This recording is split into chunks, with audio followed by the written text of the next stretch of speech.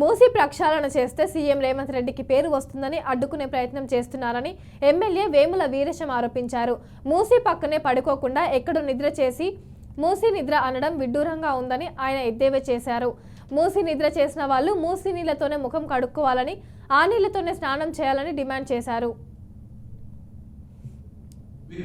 ఇక్కడ ప్రజల బాగోగులతో మీకు పని లేనప్పుడు మీ పార్టీ ఈ ప్రాంత ప్రజలకు అవసరమా అనేటువంటి ప్రశ్న కూడా నల్గొండ జిల్లా ప్రజల తరఫున నేను అడుగుతాను.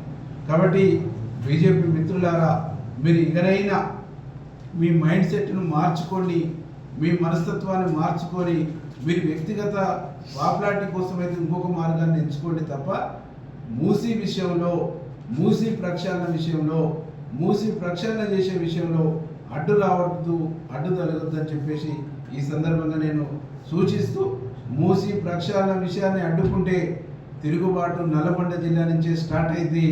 నల్గొండ జిల్లా ప్రజలు తిరుగుబాటు ప్రారంభిస్తే